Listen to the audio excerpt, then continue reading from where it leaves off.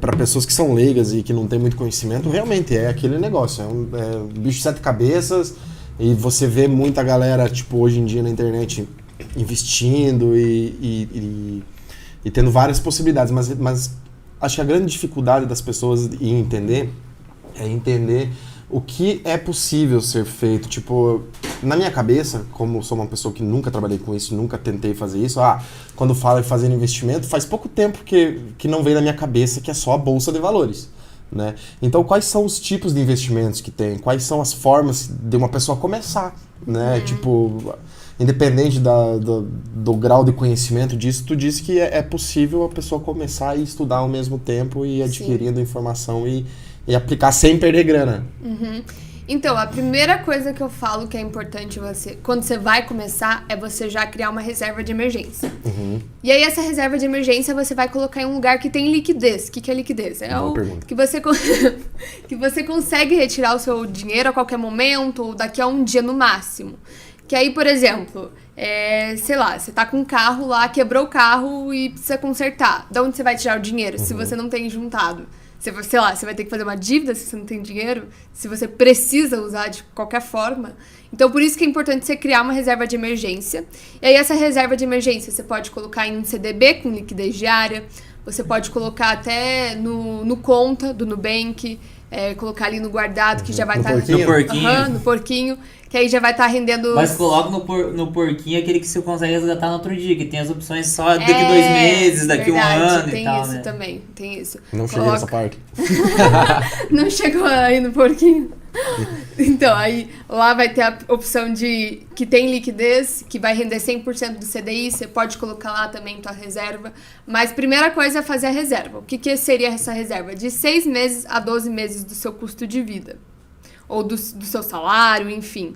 Demora um pouquinho pra juntar, né? Porque, imagine, mas é uma construção que ao longo do tempo que você vai juntando, você vai estudando. Para quando você realmente for fazer os seus aportes, montar a sua carteira, você já vai ter muito mais conhecimento e aí você vai ter muito menos chance de tomar decisões erradas logo no começo, que eu acho importante você começar da maneira certa, né? É claro que sempre vai ter erro, claro que você vai errar, é comum, mas o quanto mais você acertar, ainda mais no mundo dos investimentos, melhor é no começo. Então, pra galera entender, primeira coisa é fazer uma reserva de emergência. Se não entender muito, coloca no porquinho da Nubank. Não é pra comprar a ação da Nubank.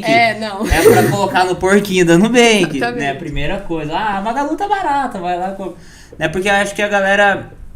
Assim, eu acredito que existe muita dificuldade porque tem muita informação, tipo... isso daqui compra tantas... Aquela historinha assim, tantas ações no iPhone, não sei o que, daria isso daqui hoje em dia.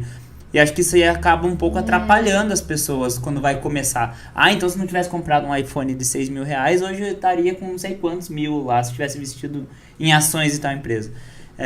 Eu acho que esse tipo de informação, por onde começar é importante. Então, o primeiro passo é uma reserva de emergência. Antes, caso a pessoa tenha dívida, o importante é quitar a dívida, né? Depois quitou a dívida, reserva de emergência. Certo. E o problema é quitar a dívida, né? Porque acho que o que mais tem, o que a galera mais gosta de fazer é dívida, né? Esse é um dos problemas mais... Pra você quitar a dívida, você precisa de outra coisa também, né? Que é a organização financeira, né? Se você tem dívida, provavelmente, assim, se não for uma dívida saudável... É porque você acabou tendo uma desorganização financeira ou realmente você acaba ganhando muito pouco e não consegue sustentar, né? Mas na maioria dos casos é por uma desorganização financeira, é por acabar gastando mais do que ganha, né? Quando se diz dívida, é aquela dívida que tá atrasada ou é aquela dívida mensal que você tem, tipo, financiamento ou as dívidas? Tem que ficar atento com os dois. O que você precisa ficar atento quando é um financiamento, por exemplo? É o quanto que você está pagando de taxa de juros nesse financiamento. Se for uma taxa muito alta, aí não compensa. O melhor é você tentar quitar essa dívida. Quanto antes. Porque, por exemplo, se for 2% ao mês, nenhum investimento... Não, pode até dar, né? Mas a maioria dos investimentos não vão te dar isso. Então, você vai ficar ali... investindo e perdendo por causa do financiamento. Então, adianta esse financiamento o quanto antes. Agora, tem financiamento que é 0,5 no mês, é mais difícil, mas tem. Então, esses aí são mais saudáveis, porque, por exemplo, a gente tem ali a taxa Selic hoje pagando 13,75 ao ano. Então, no mês você vai ter mais de 1%. Então, você vê que é mais equilibrado, então você ainda consegue investir, ganhar um pouquinho e ainda pagar o seu financiamento. Quanto que seria, por exemplo, uma taxa saudável de juros para uma pessoa entrar, por exemplo, num financiamento de um veículo ou um financiamento de um imóvel? Cara, eu falaria em torno, assim, no máximo 0,7% ao mês. 0,7%, porque ela consiga cobrir com outro tipo de investimento. Exato.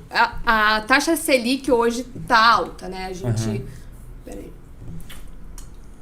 Se a gente for ver a média do CDI durante 20 anos, esses 20 anos foi 0,89% ao mês. CDI é bem parecido com a taxa Selic, é bem próxima, geralmente.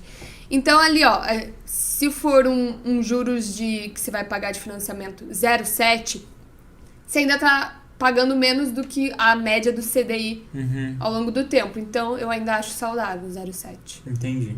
Esses juros que a financeira lá vai aplicar, o banco vai aplicar, os juros é mais alto quanto mais alto é os juros, é de acordo com a probabilidade da pessoa não poder pagar ou depende de uma... Também tem isso, tem a época que a gente está passando, por exemplo, agora tá mais caro para você fazer juros, por exemplo. Se a taxa Selic hoje tá 13,75, significa que os empréstimos vão ficar mais caros. Então, se você tivesse feito um empréstimo em 2020, onde a taxa Selic estava 2%, era muito mais barato. Você ia conseguir empréstimos baixíssimos. Agora, se você for tentar pegar um empréstimo, vai ser muito mais caro agora. Você acabou de assistir mais um corte do Pode Dizer Podcast. Se você ainda não é inscrito, aproveite e se inscreve no canal, ativa o sininho, que assim você vai ser uma das primeiras pessoas a receber o nosso conteúdo. Deixei mais 2 vídeos aqui. Um é nosso episódio completo e outro é mais um corte desse convidado. Então aproveita e clica para assistir agora, beleza? Um abraço!